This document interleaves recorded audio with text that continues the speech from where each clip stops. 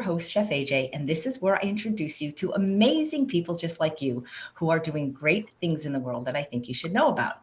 If you're seeing me for the first time, I started this show on March 20th when the sheltering in place began to create a sense of community and connection with my private group. I pushed the wrong button and ended up going everywhere on YouTube and Facebook, and people seem to enjoy the show and watch. So for the past 148 days, I've been going live 1 to 3 times a day with amazing and interesting guests.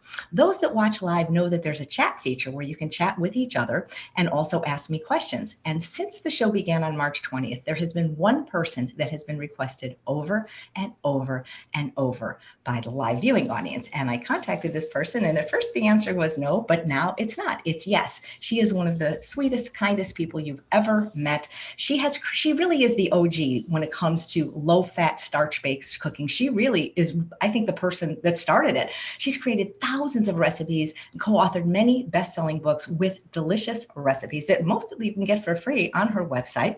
She actually is the wife of a very prominent physician who's been on the show many times, Dr. John McDougall. But this show today is about her. Her name is Mary McDougall. Please welcome her to the show. Mary, I am so happy. For 10 years, I've been wanting to have you on the show. Well, it's great to be here. I just like you said, I didn't want to do it at first, but because I'm kind of a shy person, and I'm not, I wasn't made for public speaking.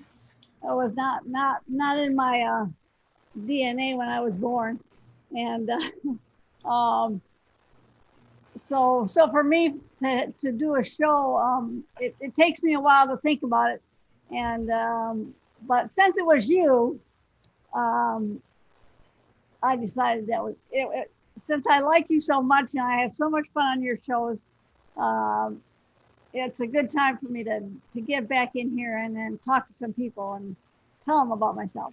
Well, they really do want to mind, AJ, since you guys have such a good rapport together, why don't I just get out of here? Oh. Well, it's just that people love you too, Dr. McDougall. And they like looking. Well, you didn't even say hello to me when we started. Oh, it's not about you so today. Infatuated with Mary and the opportunity to have her on. I understand, and I have nothing to say except for I want to make sure that people.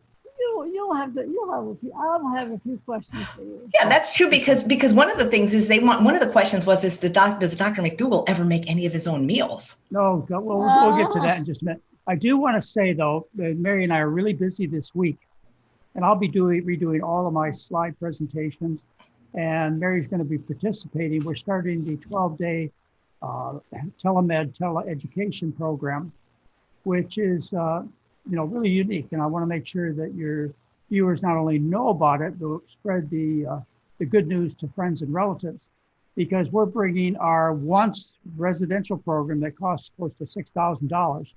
We're bringing that to the public with medicine, with our doctors coming into their homes. Dr. Lim will be seeing most of the people right now. We'll be starting that this Friday, which is, what is it, August? No, the 21st, I think. The 21st. Thursday, I think. Well, anyway, it's the 21st. We're starting on the 21st of August, 2020. And the cost of the program is less than half.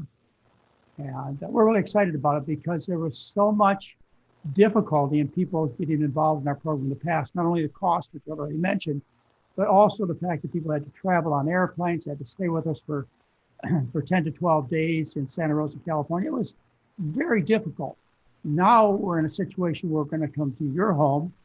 Our doctors are coming to your house. We'll take care of you just like they would in an office, except I think in a better situation, because it will be a more equal relationship rather than you being sitting in the doctor's office under his or her command. You'll be in a situation where you are in a familiar environment. And the other thing that's really nice is we'll be able to take care of you ongoing, and which is really exciting, is our relationship will end after 12 days. You continue to have medical care from one of our doctors after the program goes. So we'll be able to offer a lot of support. I was really excited. I'm sorry, Mary, I got to take a minute. That's okay, because I want to say something about the program too. I was really excited because, I conveyed to Heather's our daughter, who also is the manager of the McDougall programs. I conveyed to her that, we have some unique things to offer that nobody else seems to offer right now. One is medical care, which is something that no one else has to offer. And the other is a personal relationship. And Heather really picked that up. In fact, so much so that, our meet and greet session that we used to do in the residential program, where people would come in the first night on Friday night, they'd all sit around and we'd pick up an object and we'd talk about some personal things about that object. Yeah. Well, Heather has incorporated that. So the 25 to 30 people who are involved in the program, and we have a limited number of people, you get to know each other if you want. Right. You can remain anonymous. The 25 to 30 people that are involved in the program will get to interact with each other, get to know a little bit about each other.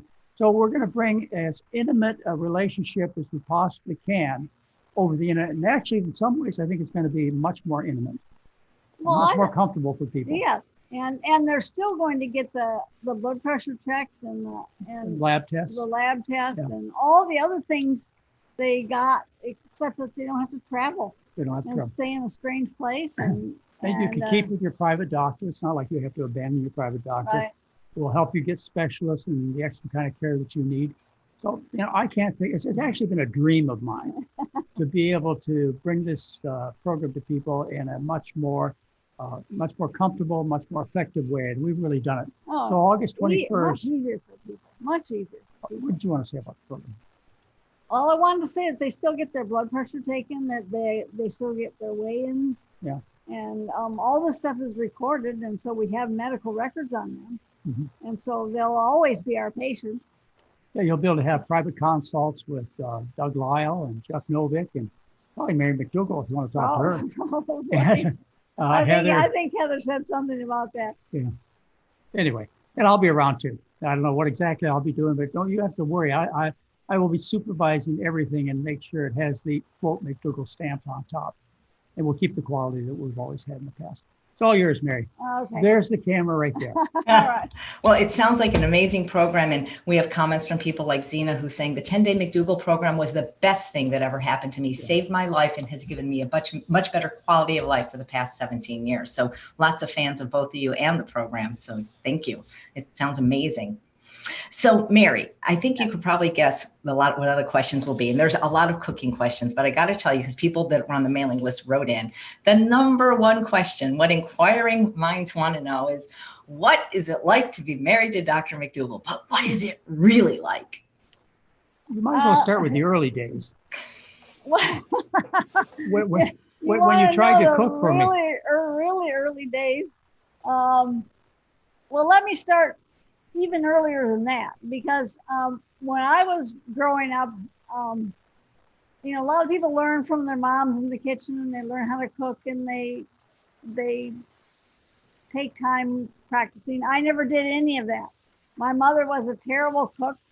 She never taught me anything.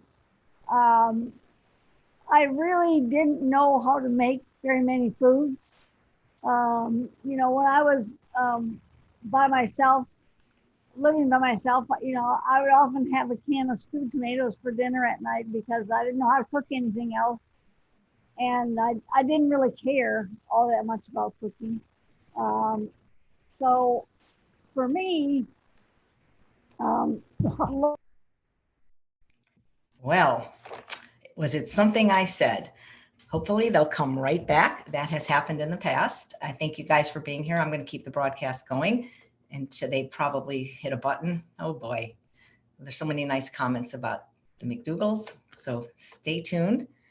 Of all the people to get disconnected with, I know that this often happens when I've done Australia and Canada and Great Britain. Doesn't usually happen in the United States. So let me text them to log on again. I get to do that. I have their phone numbers. Oh, not giving it out though. So let's let me call them right now. Oh, okay. Dun, dun. How much you give me for that phone number, huh? Wow, Vicky's down 80 pounds. Whoa, that's amazing. I'm reading the chat.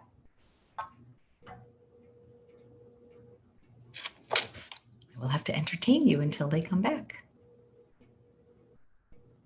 Well, oh, they're coming back. Yes, sir. Okay, There. AJ, we are back. You know, I was worried, Mary, that it was something I said, that it was maybe too personal, and they said, I'm out of here. Oh, it was John trying to goof around with technology. From the outside. Yeah. Oh, gosh. Around that side. Oh, that's. Nah, All she right. can't see that. You can't see anything but the kitchen, right? Right, just the kitchen, just the All right. I fridge. can't see my face either. All right. Yeah, you're cut off right about the chin. There you go. There, I can see your If whole I face sit up a now. little. I'm so glad you guys. Maybe that'll be a little better. Yeah. Okay. So your mom didn't teach you anything about No. cooking. No. And so when we got married, well, and also I was raised in a family that didn't focus heavily on meat. My mom did a lot of casseroles because you could just throw those things together and they would turn out, you know, so that's what I was sort of raised on. And when John and I first met, I was really shocked at the way he ate.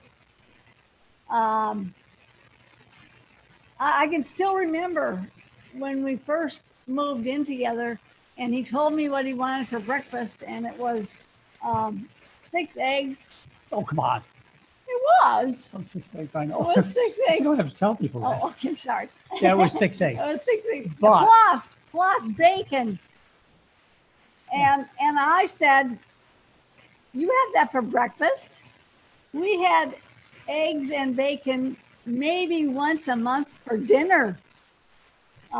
Because my mom didn't like to cook eggs. I never ate eggs for breakfast. We always had cold cereal.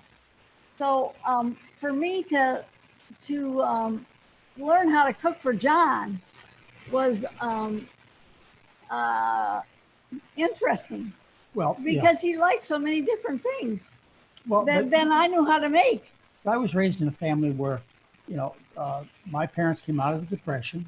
They wanted to make sure that their kids didn't have to suffer like they did on turnips and potatoes. Yeah. And so they were going to give me the best of life.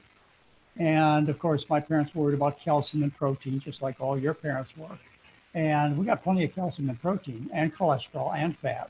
And of course, most of you know I had a massive stroke when I was 18 and suffered a lot of health problems up until I changed our diet.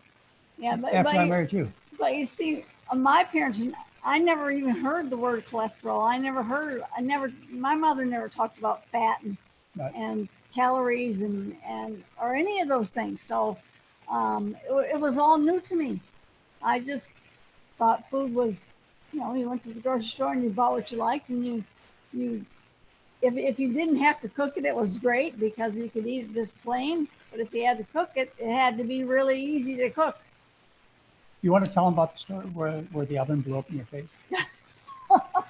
I mean, I still remember that. We had, when we first moved in together, we lived in a really tiny old apartment in Grand Rapids, right when he was still finishing medical school. And we had this old oven that must have been from the 1920s. And it was a gas oven. And you had to light it it didn't have a pilot light, so you had to light it by sticking a match inside the oven, you know, way in the back. And so I must have had the oven on, or the gas on, too long before I stuck the match in there. And it blew up. It just blew up in my face. Well, that reflects the cooking, but tell them what you tried to cook. Remember? Oh, I think it was a trying. ham. I think it was a ham. Yeah, it was something big. It was either a ham or a big prime rib or something something I didn't know how to cook anyway. But it singed all the hair off my face and my eyebrows and my eyelashes, and but I didn't get burned. I just got scared. Well, Mary was very compliant and went along with my eating habits. She didn't eat it that way, of course. And it really shows. I mean, even when we were young and first got married, I mean, I had all kinds of significant health problems by the time we got married, which was when I was 24 years old. We were about 25. And, you know, the difference in health between the two of us, just because your parents were very conservative and ate lots of casseroles, as opposed to my parents who really focused on meat and dairy and, you know, eggs and so on. It already showed by the time we were in our early 20s, the difference in our health. but you were very kind as far as not making me suffer terribly by giving up my favorite foods. No, I mean, I really tried it. When you learn when you do something for the first time, it never really turns out the way you want it to, and so you have to keep practicing. So I practiced making these things, and I learned how to make eggs and bacon and all the stuff that we don't eat anymore. Right.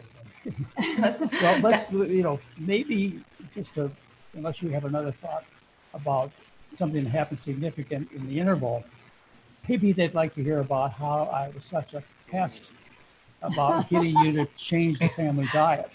I was in my internal medicine residency, and I was going to the library. I developed this passion for scientific studies. Prior to that, I have to tell you, prior to my discovery of the importance of food, which I discovered, as many of you know, on the plantation, I had no interest in the scientific literature. I'd probably read about 5 scientific papers. I had a good memory, and I read my textbooks. That's how I passed my tests.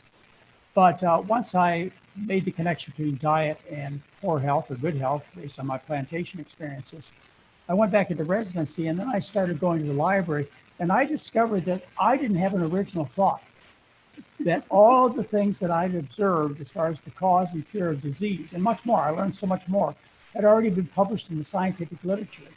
And I couldn't believe how this gold mine of information had been ignored, and how it dealt with basically all the problems I dealt with as an internist. And I was excited because this really gave me a power play. I knew more than my colleagues did. So I would come home and I would tell Mary about the new things that I discovered. And I believed him, but That's the first mistake. I believed what he was saying, but I didn't see how I was going to fit this into our meal plan, because he would come home and say, we can't eat red meat anymore. And I'd say, fine, I didn't really like to cook it anyway. And then he'd come home and he'd say, well, we can't eat pork or chicken or any animals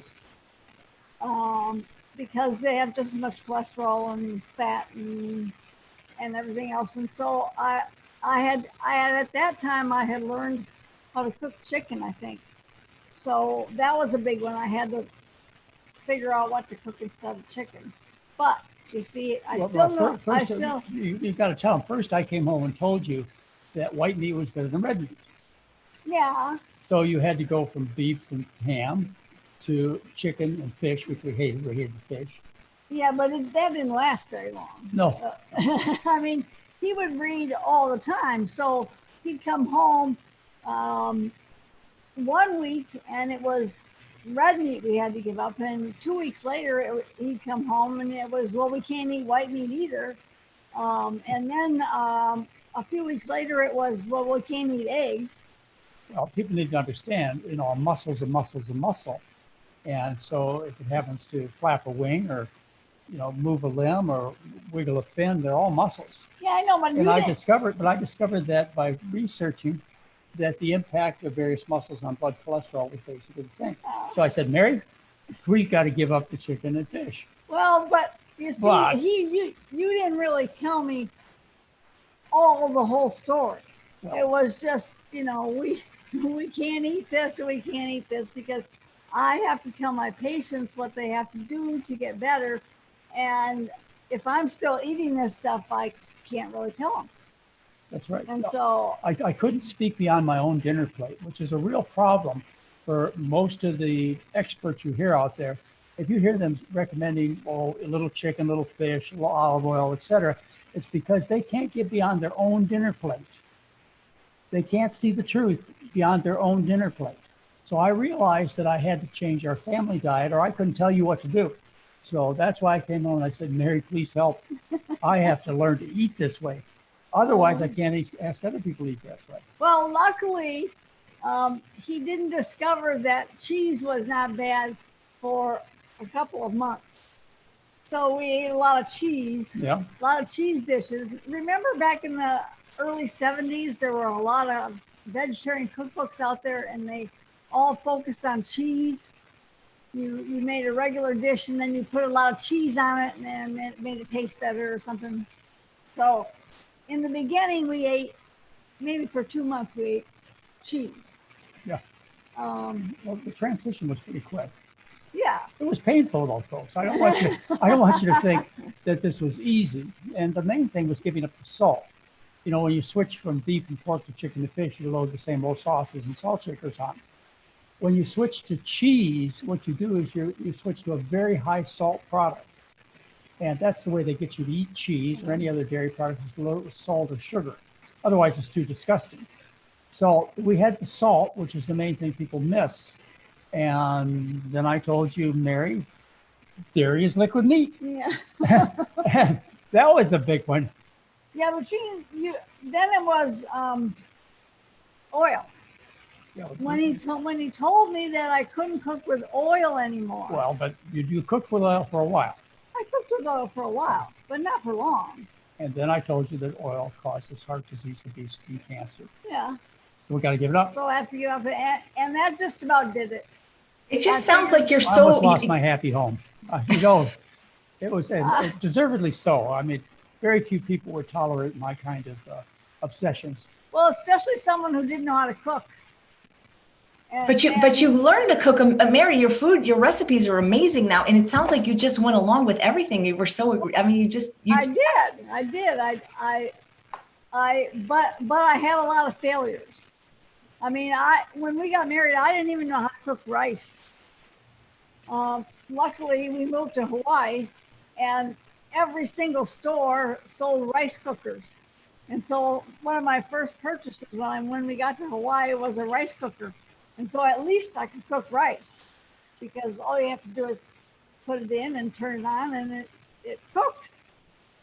And then I took, I guess I looked through vegetarian cookbooks, and I decided which ones I could adapt by leaving out the cheese and all the other stuff, that the cheese and the eggs and the stuff that we didn't eat. I didn't choose meat cookbooks, I chose vegetarian cookbooks, so at least I only had to give up the cheese and the oil. But I think I ruined a few pans learning how to cook without oil.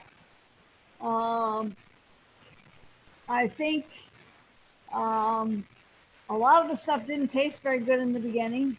No, until you learned how to spice it. Yeah, I really, when we got married, I probably had 3 or 4 spices in my cabinet, and now, of course, I have a whole cupboard full of spices, because I know how important it is to make things taste good, because if they don't taste good, you're not going to eat them.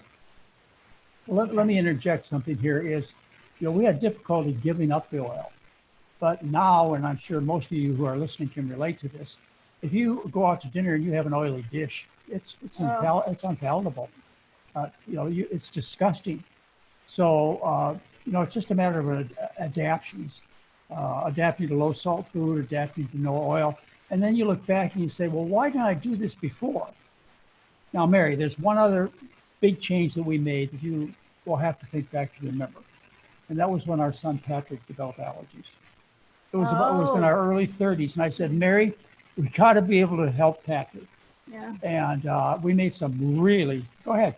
Well, we thought that because of some of his allergies might have been caused by gluten, so we decided we would go on a gluten-free diet for 2 weeks. 2 weeks. At least 2 weeks. Maybe it was 4. 2 weeks. Yeah, it was quite a while, but it was worse. It was more limited than that. We had only potatoes.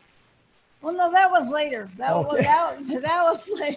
This was when we were trying to get Pat to go off gluten. So I had to learn how to make gluten-free recipes. And let me tell you, there were a lot of hard rocks that we tried to get through in the beginning. Yeah. But Hockey pucks for muffins. These days it's a little bit easier. They make gluten-free baking mixes, and a lot of things are a lot easier. But this was back in the 70s, and there was nothing. And just to conclude that story, I want to tell you, Patrick was not allergic to wheat. or to the, the common things people talk about. We found out that he was allergic to the environment. We were living in Monowilly, Oahu, and it was tucked under some mountains, and it rained all the time. So we had a very damp, moldy environment. Yeah. And that was the problem. When we moved to the ocean, which we did a few years later, then all those allergies went away. And he really hasn't been bothered since. So, I guess I add that as a cautionary tale. Don't fall into the trap of thinking that it's only food allergies that could be troubling you. There may be other things that are bothering you, particularly in the environment. That's great. Yeah. So Mary, Dr. McDougall often tells a story that you guys met in an operating room and you had surgical masks on and could only see each other's eyes, and it was love at first sight, at least for him. For me, it was. What about you? I fell in love. And I want to tell you, AJ, I was not an inexperienced young man. Neither was Mary inexperienced. So, it wasn't that we were dealing in an unknown realm of true love. But at least I had decided that I was going to be honest with myself, and I wasn't going to, quote, fall in love or tell somebody I loved them when I really didn't, because I was told by my parents that I will know when true love hits. I just have to be honest with myself. So, yeah, right. I mean, it was in the operating room, and I met her, and I fell in love immediately. I have to say it was at least till after we got married, probably years into our marriage before I think she really found out what a wonderful guy I was. But she kept me anyways. There's one other thing that I think is kind of interesting. People find interesting. In the operating room, you could always tell when I was coming. Oh, always. Because of his stroke, he limped. I have a foot drop. Okay. It's called a But foot drop. it sounded like a limp to me. So when he would walk down the hall, I could tell when he was coming because of the way he walked. And it was so dramatic that when our youngest son, Craig, who's 36 now, when he was first learning how to walk, he imitated John's walk. And so he learned how to walk with a limp. It didn't last long, but that's how he thought you walked. Yeah. Well, anyway, I'm still limping at 73 years old. How long did it take? She still loves me. How long did it take for him to propose after meeting in the operating room? Let's see. It took about 3 weeks for me to say I would go out with him. Yeah, I couldn't get a date. Yeah. And I pursued. Usually I just say, fine, let's go on to the next person. But I pursued her, and it took about 3 weeks before she finally said yes. 3 weeks before I got a date, and then 6 weeks later. Yeah, after we first tell him where I proposed to you, Mary. He proposed to me in the medical library of this small hospital that we were working in. Yeah. Well, no, it wasn't that small. Or was it? Blodgett Hospital. Blodgett Hospital, yeah. But the library seemed small. Maybe it wasn't, but it seemed small. But I remember sitting on a chair next to the stack of books, and he proposed to me in the medical library, and I said yes. I didn't even have to think about it. Yeah, well, I didn't think about it. I don't know that I gave you any choice. And then, I gotta say, it's very hard to say no to Dr. McDougall. well, and then about 6 weeks after that, maybe 2 months. Well, it was probably 6 weeks we got married. Yeah, we got married after that, right? In January. So we met in September. We probably went on our first date in October. So he probably proposed to me in November, and we got married in January, the first part of January. And how many years has it been? I'm not going to say. I'll be in trouble. I'm not going to say. It was either. 1972. We married in 1972, so it's 48 years. 48. It's 48. 48 years. Yeah. That's And, amazing. I have to say, 50. and I know you and Charles can relate to this, AJ, because I know Charles, and I know that he has a similar personality to Mary's, and you have a similar personality to mine. Is there not a day? I mean, every day in our marriage certainly hasn't been happy. We've had our difficulties like everybody. There's not a day I ever said to myself, boy, I think I made a mistake, or maybe I could have done better, or that's never happened. So I guess that's true love. I don't know. That is so true. That with what you said about our personalities, everybody needs a Mary. I believe that. Well, yeah, you do. And believe me, she helps me every Well, day. and- From buttoning my cuffs this morning. Yeah, he couldn't button his cuff. Well, but I want to tell you also about the last thing that he told me after he told me all this other stuff. Then he started seeing patients. Oh, After yeah. he graduated from medical school, he started seeing patients, and he would see them in his office, and he would say to them, "This is how I want you to eat to get your health back. If you want to get off your blood pressure pills, you want to get rid of your diabetes, you want to, get rid of your heart problems, you have to eat this way." And they would say, "Well, where am I going to find recipes that I can eat this way? Or what am I going to do?" And so John came home and he said, "You know what, Mary? You really have to invent recipes because I don't have anything to give to my people to tell them what to eat." So the next 6 months, probably, I spent every single moment in the kitchen developing fairly easy recipes because I couldn't cook difficult things. And I had maybe 20 that I thought, oh, these are pretty good. And John liked them too. And so, we typed them out and we copied them. Remember the old, no, you probably don't. A lot of people don't. The old mimeograph machines. They're on a manual IBM typewriter, by the way. Yeah.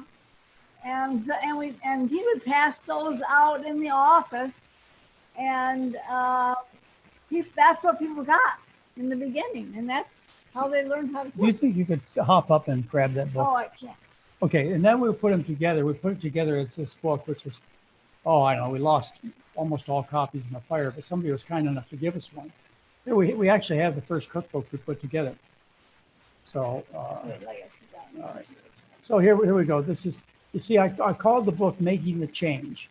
I didn't call it Heal and Stay Healthy or Dr. McDougall's Super Plan for Getting Skinny and Healthy. I called it Making the Change because, AJ, I realized back then the problem would be getting people to change. And so here we are, half a century later, or at least 40 plus years, still with the goal of helping people make the change. So we've done things like, the story. Yeah, I want to show them this too. You see how, well, you probably can't. Because this one is has mostly 10 pages, and so you can see how they were typed up like this.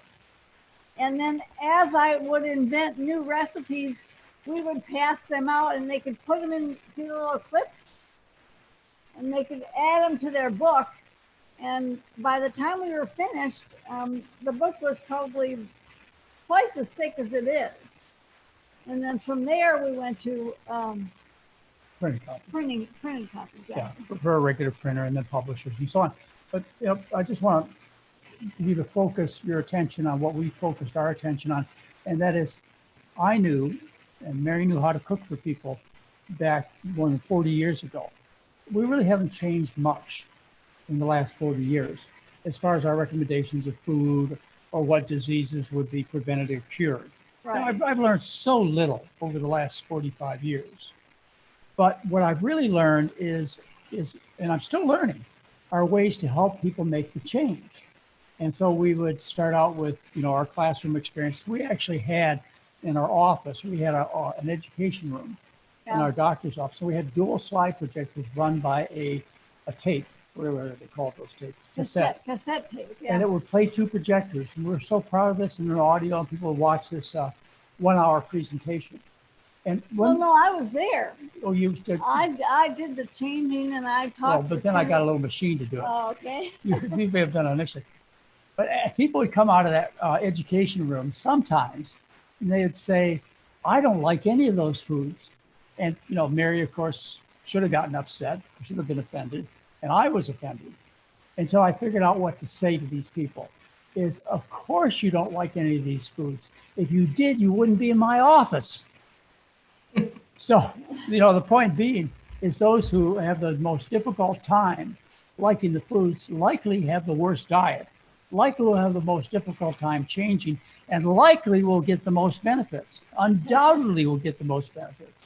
So if you're having a hard time getting started, hey, we're there to help you.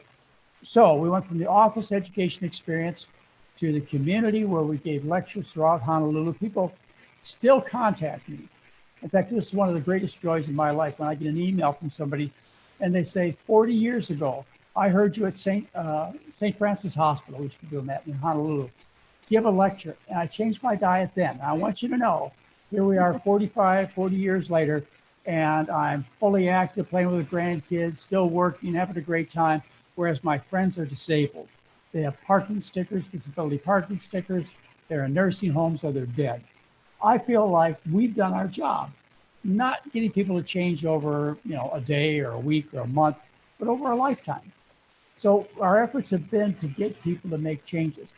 Well, the next thing that we did was we left Honolulu, which is a whole story in itself. We left Honolulu. I was offered a job at St. Lucia Hospital in the Napa Valley, California, which was the second leading heart hospital in California at that time. And there we ran the 12-day McDougall program. Here I could lock people up. I had a whole medical staff, very respected hospital to help take care of them. And there I stayed for 16 years. But our attendance was terrible. I couldn't figure out why. Then I think the reason why is, well, it was very, very expensive. Second of all, is people associated hospitals as places where people go when they're sick. And they didn't want to be thought of as a sick person. So we left in 2002, we left St. Helena, and we moved to Santa Rosa, where we started running the program in a resort. Our census tripled in a matter of just a couple of programs. And St. Helena has never recovered. They've tried to run McDougall type programs many times since, and they've all been failures. So we have run the program up until, 2017? Did we have, no, just recently, January of 2020. Oh, yeah, we had one after. Sure. We ran programs until the pandemic hit. And then, of course, we got shut down like everybody else. We basically had to go out of business. Well, you couldn't have all those people there, so there was no. Yeah, the resort was closed. Yeah. The airlines were closed. Nobody wanted to travel. It was just a perfect setup for causing us to take the next step. Yeah. And I sincerely mean this. I have been looking forward to taking this step for decades. I always understood that it would be difficult to get all these people to come to me, that I had to get to them, and that's why we have the 12-day McDougall program that's run by telemedicine, real doctors, board-certified doctors, and teleeducation. That's very personal. And I have to mention the August 21st program is more than sold out. August 21st. We're oversold. Oversold. So we're still taking reservations for September, but that'll be sold out, I'm sure, by the end of the week. Yeah. And then I don't know when the next one's going to be, but we have a Century Link. We can run them more often than we used to be able to, because we don't have to get all the stuff ready. We don't have to arrange for hotel rooms and make sure everything's empty. We don't have to make copies of everything and pass them out, and everything's by internet. Yeah. So it's easier for us. It's easier for you, because you can schedule it according to your schedule. Let me tell you how acceptable this has been. An example, our switch from traveling to us, staying for 10 days, the inconvenience, leaving your work, and so on. We used to take about 100 to 140 people for each business program. We run programs for companies like Whole Foods and Century Link. Well, Century Link is so excited about what we're doing that they've doubled the number of programs that they've signed contracts with us to do. So we'll be, and they really have the idea that they may put a large number of their employees. Century Link is a big telecommunication company, particularly here in the Northwest. I think they're also in the Southeast. Century Link telecommunication company. So when they heard about what we're doing in terms of telemedicine, teleeducation, they thought, wow, cut the cost to virtually nothing, a lot less than we're paying for people who run programs to tell our employees to feel better or to think good thoughts or whatever. You know, those human resource programs that they hire at great expense. Here people get medical care, ongoing medical care, education. They don't have to miss work. They don't have to travel. They don't have to expense.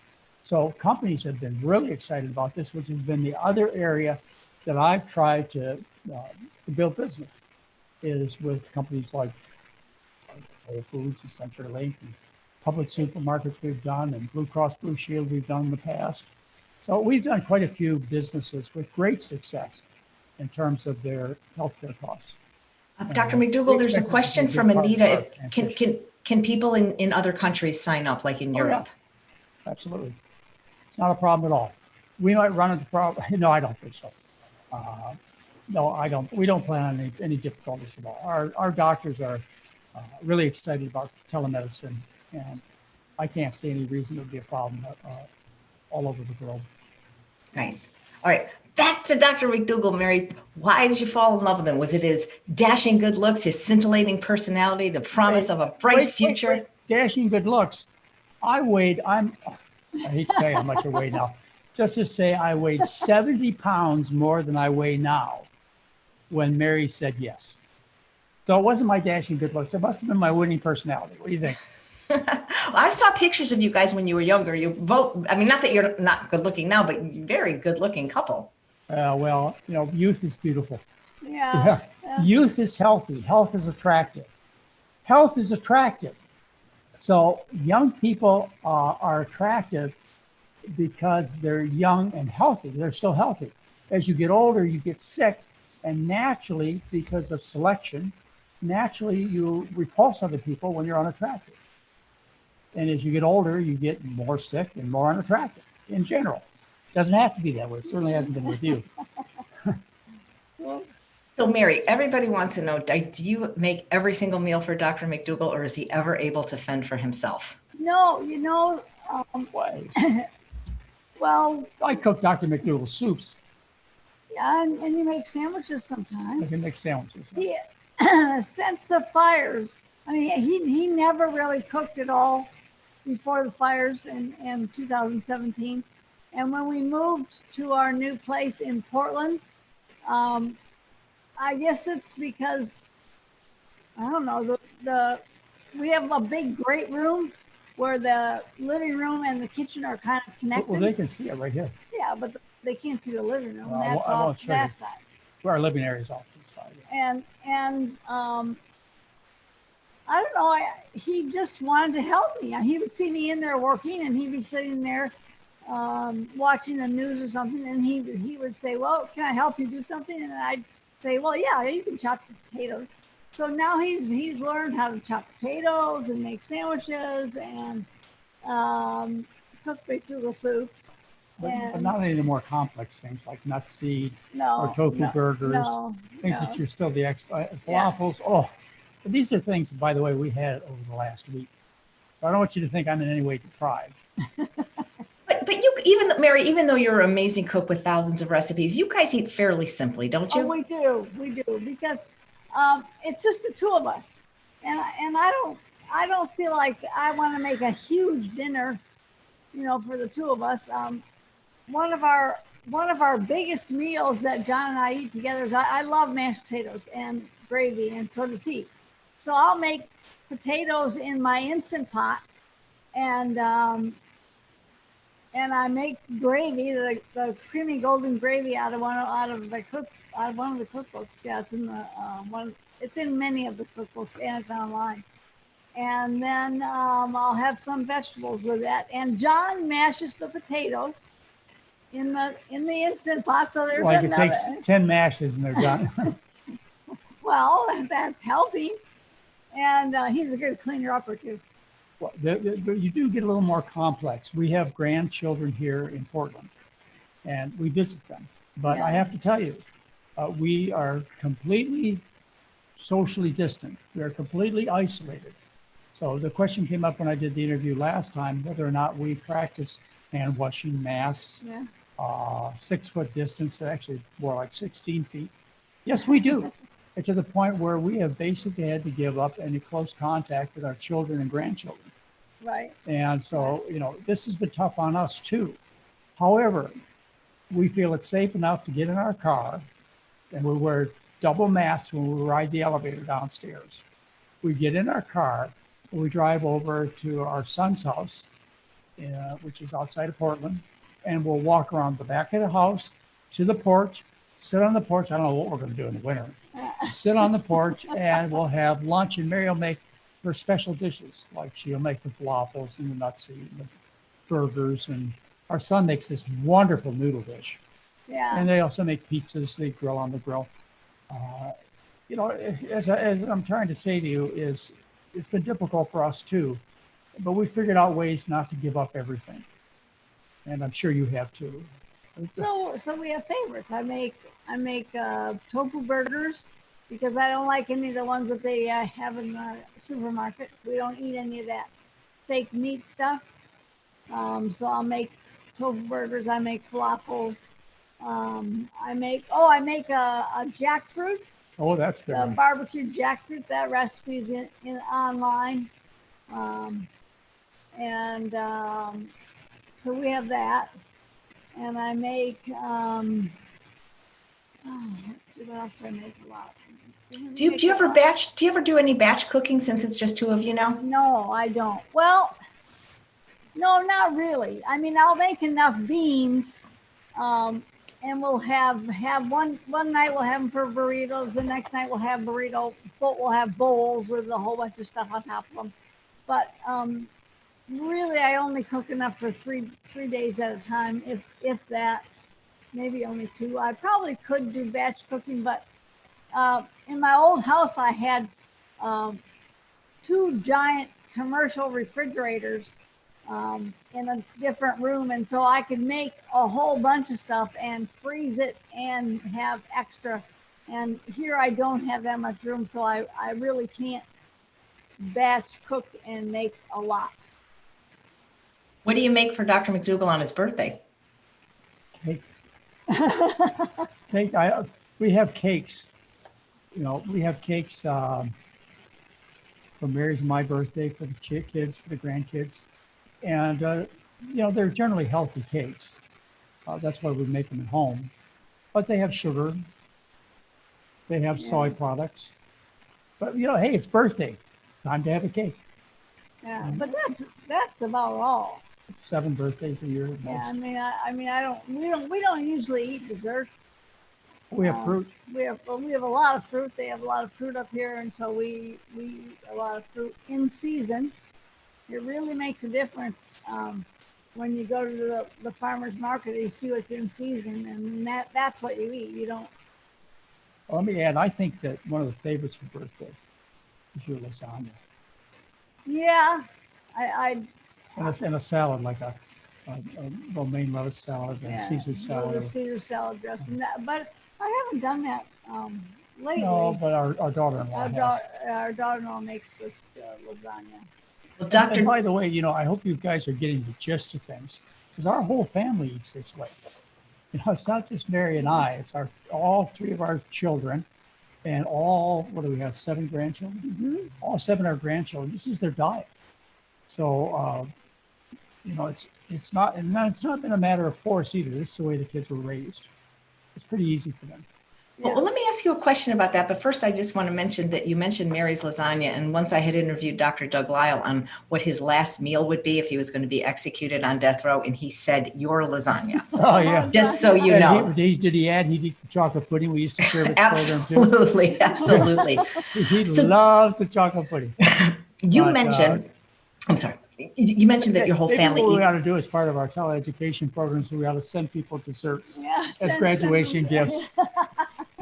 Well, I actually found your barbecue jackfruit recipe and I posted it in the chat if people would like to check it out. You mentioned your whole family eats this way, but your 3 children, they weren't born eating this way. So at some point you had to transition them. Was that a problem for any of your 3 children? How old were they when Dr. McDougall kept coming home and changing your diet? And did they adopt it right away? Heather was 2 when we changed. So she really didn't have to learn a whole lot. because at that time, you know, her favorite foods were Breast milk. breast milk and, you know, sandwiches and really simple things, just potatoes. And so it really wasn't a big change. Her Pat was only one. And so he wasn't eating anything anyway, except maybe some baby cereal and breast milk. And Craig, we were already completely changed over by the time Craig was born. And so he didn't have to change at all. Well, let me add something that I think has been helpful for people who deal with families is we never told our kids what they could and couldn't eat. But we only had healthy things in the home. We gave them a thorough education as to why you should eat well. Things that were important to our children, like constipation, whether they could perform as athletes or not. As they got older, whether or not their complexion was clear or full of acne. So it was a matter of education and making sure always the house was clean. When they went out, if they wanted to have chicken McNuggets or whatever, yeah, we didn't really care. Our job was not to be a policeman outside the home. Now, you may feel differently, but you also may feel like we did, which is our responsibility is to provide the food and the education. We also used it for an educational experience because sometimes they would eat something that they didn't get at home and they would say, I don't feel very well. And it would be a good time for us to say, well, why do you think you don't feel very well? What did you have to eat? And so we used that as an educational tool. And I think that worked well. Nice. And I think our older children still do that to our grandchildren. If they go out and eat something that is not what they eat at home and they don't feel well, I can still hear Heather saying to our oldest grandson, Jason, well, why do you think you don't feel well? What did you eat? And so I think that makes a difference. That's great. So a lot of people watching are saying they do what you call Mary's Mini, that they're having great success. How did you develop Mary's Mini, Mary? Well, that was another one of John's ideas. He thought if we can make it really simple for people, then we could get more people to do it. So he came home and he said, Mary, we have to develop a really simple recipe plan that I can just tell people what they can eat and what they can't eat, and they don't even need a recipe. So he said, what we'll do is we'll choose one starch, and that will be our whole starch for 10 days. That's all the starch we'll eat. And then we can add green and yellow vegetables and then a few condiments to it. But mainly it will be that starch is what we will live on. Maybe some fruit. Well, We started out with potatoes because that was John's favorite. So I would make hash brown potatoes in the morning, lots of them. And I would make maybe baked potatoes for lunch and mashed potatoes for dinner. And we'd do the same thing again, only maybe in reverse. And for 10 days, all we ate was potatoes and greens. well, AJ, it came out of people's request for a diet. People keep trying to put us in the category of a diet rather than a lifestyle change or, a change that they're going to make permanently. They want something quick and surefire that will guarantee that they can get out of their bypass surgery in a matter of a few days. They can guarantee that they can fit into their tight bathing suits by summertime. People wanted a diet. Well, and it's described as a diet. It's a diet. There's many diet. And it was based around starch because starch is the only thing that really makes you feel full. And when you're on a diet, the main complaint is I'm hungry all the time. So if we figured if we had enough starch in the diet, then they would be full and they wouldn't complain about being hungry, and it would work. Plus, variety causes people to eat more. So making it such a mono diet, naturally people will select about 2/3 of the calories they otherwise select.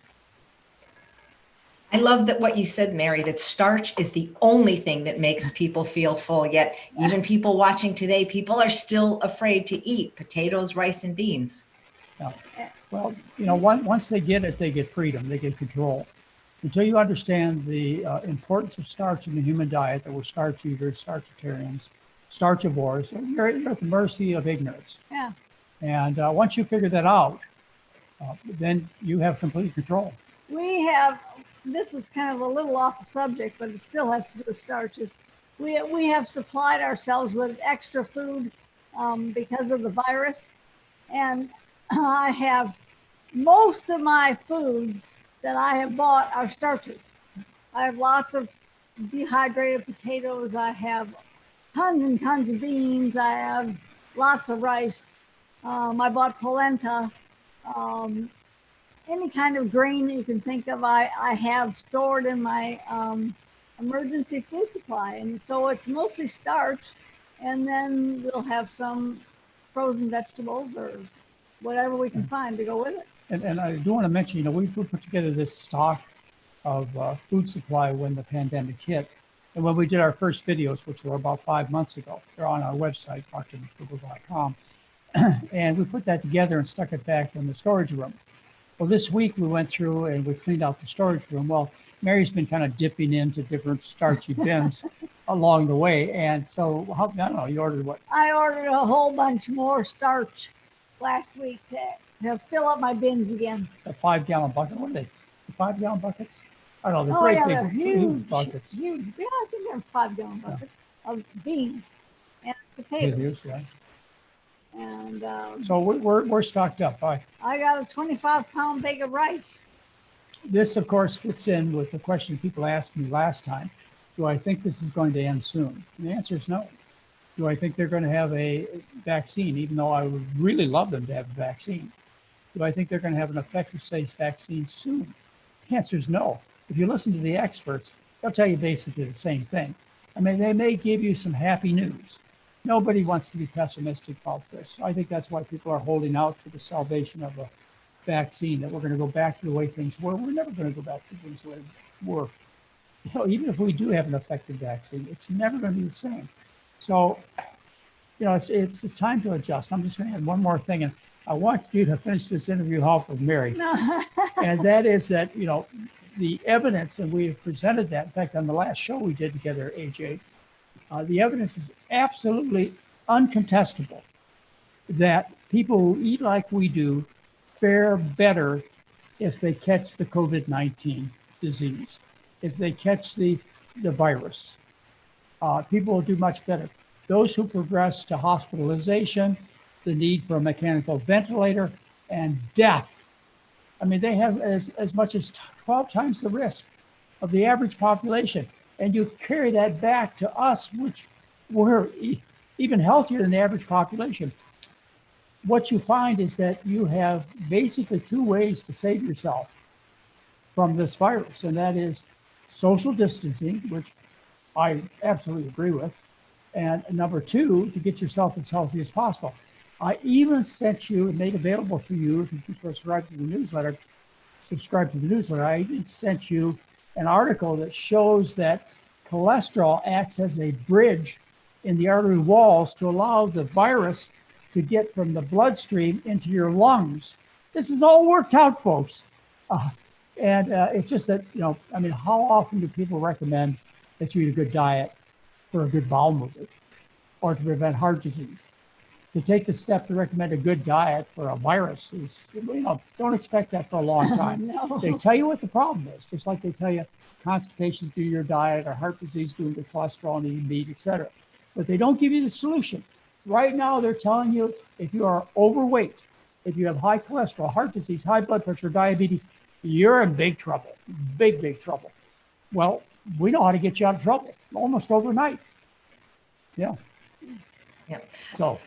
So Mary, we have a few cooking questions if you have time for them. And people said, sure. oh, God, I wish Mary would do a cooking demo and show us how to make tofu. But basically, people want to know what your favorites are, Mary, what your favorite kitchen appliance is, what your favorite knife is, your favorite pan, your favorite spice. So anything you can do to just tell us a little bit about what goes on in your kitchen. You see the pot rack up there? They can't really see it. See it's hanging right up at the top of the picture. We see one of the pots. Yep. I hung all my pots up there because I didn't have room to put them in drawers, because I like a variety of pots, because sometimes cook a lot of different things. But I think our favorite food, if I had to pick one favorite food, it would be potatoes. And I also like beans because I really like, and I know everybody loves instant cookers, and I know that they now are instant cookers that are pressure cookers and slow cookers, but I have an old slow cooker. Well, it's not that old anymore, but I bought it when It got burned up in the got fire. burned up in the fire. But Everything got burned up in the fire. It's old to me. It's 3 years old. So I really like to cook beans. I'll just put beans on in the morning, just any kind of bean. And then during the day, I'll decide, well, what am I going to have with it? And I'll add, tomatoes and different kind of greens and some different spices. And then we'll probably eat it over potatoes. And that way I can change it, but it's still basically the same, and it's really easy. And so I make a lot of that. And we eat that as a lot of leftovers too. Leftovers are a pretty big thing. You asked about, cooking dishes and storing them away. We really don't do that. We don't freeze things, but No, what is cooked one evening or one afternoon is often 2 or 3 days of eating lunch. Yeah. Lunch. for lunch, Yeah. or sometimes we have it again for dinner. The food is so good that we don't have any problem with monotony at all. Now, let's see, my favorite. So my favorite knives are Global. I really like Global, and I also like Shin. They're sharp. They retain their sharpness, and so I really like those. You can see them sitting in a container back there. Let's see, my favorite. If I had to choose, I probably would have to choose my Instant Pot, because I could use that for slow cooking and for Instant Pot cooking, and you can make all kinds of stuff in there, rice and everything else. So if I had to choose one pot, that would be it. I do use Nonstick Cookware because I find that things don't stick to it. What kind do you use? So I use Scan Pan, ceramic cookware, Scan Pan. But there are other ceramic cookwares out there now that, as long as it doesn't have Teflon or Silverstone or those kind of things, it's made with ceramic. I think those are safe. Nice. What's your favorite spice? Oh, Salt. no, let me get it out of the cup. Salt. That's so funny, Dr. McDougall. That's your favorite spice. Yeah. Well, no. I actually don't like salt very much. If anything, I'll complain about too much salt in the food.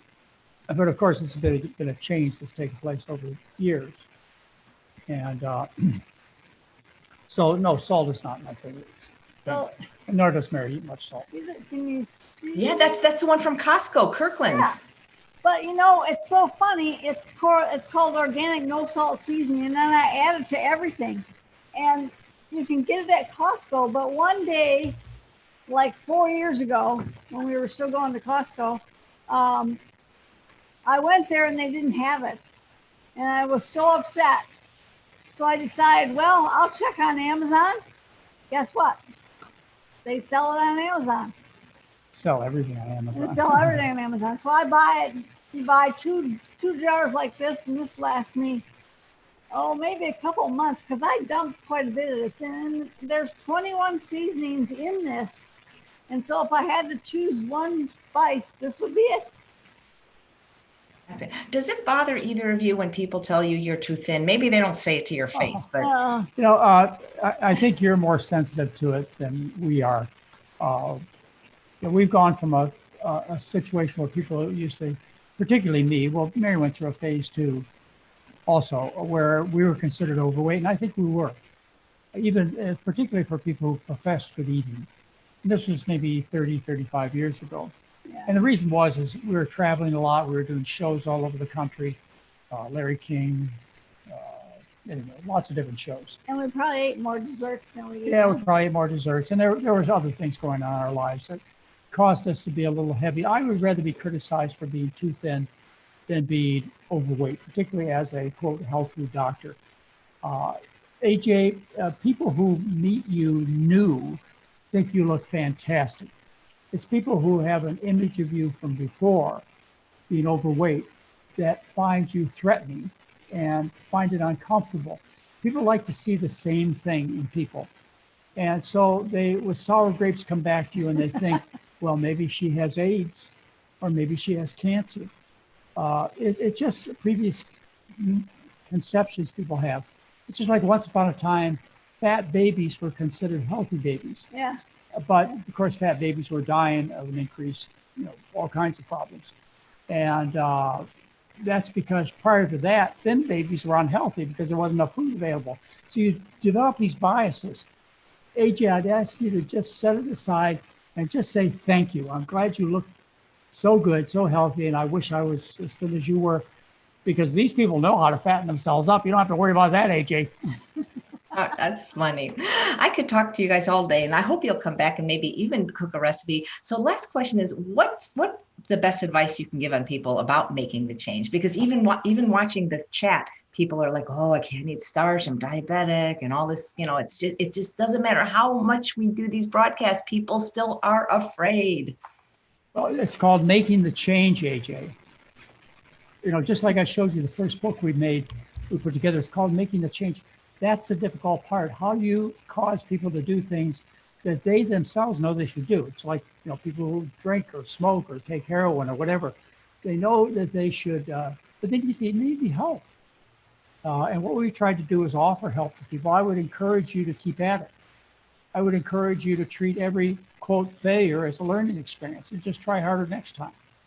Well, and I think that's one of the reasons that we developed the Mary's Mini Diet, is because most people at least like one starch, whether it's rice or beans or potatoes. And if they just concentrate on that one starch and make some things with that one starch, then they'll find that they can branch out, because they'll have learned new taste, because it takes a while to learn new tastes and to like new things. I just thought, I maybe shouldn't say this, but one of the tricks that I get to get people to make the change is I send them off to True North, and where they only get water. And after a week or a month of only water, boy, does our food taste good. It tastes really good. So there've been maybe when I was in practice, seeing people in Santa Rosa, and I saw everybody. I was the doctor when I was in Santa Rosa. Maybe 2 or 3 times a year, I'd get either somebody who, on rare occasions, didn't respond completely to the dietary regime that we put them on. And I gave them one last chance, like with autoimmune diseases occasionally. I'd stick them with Alan Goldhammer for a week or a month, and they would be on the ultimate elimination diet. Or the other thing is, I'd run into really stubborn people who, no matter how convincing I was, and no matter how much they say they were convinced, they just wouldn't do it. And so I sent them over to Alan's place, and Alan worked them over for, that's the True North. Alan worked them over for a while, and then they were more compliant. I'm sure he would love to hear the True North is the punishment. Yeah. Well, it's a great place for very desperate people, but I think we have a simpler, more long-lasting answer. Absolutely. Well, thank you guys so much. I will talk to you anytime either or both of you are available. Dr. McDougall, thank you for making starches great again, making it safe to eat potatoes, and Mary for making it so delicious. Thank you, Mary. You're welcome. Thank you for a half a century of really good fun. Absolutely. Couldn't without Mary. I don't know, Dr. McDougall. I don't know if you would have been so successful without Mary. I look at my life as one opportunity after the next. I've been very fortunate. Even the fire that we went through 3 years ago, we wouldn't be here in Portland. We wouldn't have started the telemedicine business. Somehow I feel like I have a guiding hand that seems to take care of Mary and I hope that continues. Anyway, we've had a good time. We've made a lot of progress, and in our mid-70s, we're really enjoying life. And we hope to continue to bring these kind of informational opportunities to your people. Yeah, I just think we're starting a whole new business in our 70s. Yeah. And by the way, Mary's older than I am. I'm older than Charles too. You're not looking, but she's older than I am. Oh, that's great. Well, we love you both, and thank you so much for the work you do, because it's really on your shoulders that we all stand. Well, AJ, it would be right for me to leave our broadcast without, you've mentioned that we do, at any time, with your request, we do broadcasts with you. And of course, our relationship started out, not knowing each other very well. But over the years, it's been over a decade now that we've become friends. We've had a growing relationship. Well, I have such great respect for you, AJ. You're one person who tells the truth. You stand up for the truth. You're not swayed, and you smile all the way through it. You're kind of like, yeah, well. Thank you guys so much. This has just been such a wonderful broadcast. You bring the message to people in a very important way, and that's why we're so agreeable when it comes to spending time with you. It's fun for us, and you're doing a service that nobody else seems to be doing as well. Well, there's one McDougall I haven't interviewed, and he said no, but maybe he'll say yes now, and that is your son, Craig. Oh, I bet he will. Who's that, Craig? Craig. Yeah. How about Heather? I actually asked her too, so they both said no, but maybe now that they see you've done it, they'll do it. Don't really want to be in the public spotlight. Heather is, of course, running the whole program. She's very much the public spotlight when it comes to administration. She also gives some lectures during the program. Yeah. My son is a full professor at OHSU. That's the medical school in Portland. And he likes that kind of academia. But he also knows all of the things about good diet because he's worked with us at the clinic. So he's bringing our message to OHSU. Yeah. And OHSU is starting to realize, too, that whether or not people die of COVID depends upon how healthy they are. So they're trying to look at their options, and hopefully some medical school, someplace will decide that it would be really good PR to take the stand that they're going to make their patients healthy instead of just drugged and surgerized, which is what they're making their money on now. They'll figure out how to make money doing the right thing. I think so. That's great. Well, thank you guys so much, and good luck with your first virtual program. And I hope there are many more to come that we can get people involved with. You can get in touch with us at our website, drmcdougall.com. I know you put it up on your website. But we'd be glad to see you. And, we think we've got a real winner here going forward. And you married a real winner, Dr. McDougall. That's really good. That's the most important thing. Thanks, AJ. Absolutely. Well, all right. Take care, you I guys. would say, AJ, this is a closing. There was a cosmic event that occurred back in 1971, and there was a collision between two strong personalities, and that was Mary and I. Right. Well, I've never heard of anyone proposing in a medical school library. I'll tell you that. That's a first. That's news. That's a first. Well, thank you guys. But it's perfect for him, don't you think? Yeah, that's where I live. Basically, I've lived in the medical library for the last half century. That is my favorite place to be. It's like a candy shop. You can relate to that. Yeah, absolutely. This has been great. Well, thanks everyone so much for watching and sharing this broadcast. And please come back at 11, the regular time today, when Brittany Giroudi will be sharing her 70-pound weight loss story and making vegan charcuterie. Thanks again, Dr. McDougall and Mary. I really appreciate it. Bye, everybody.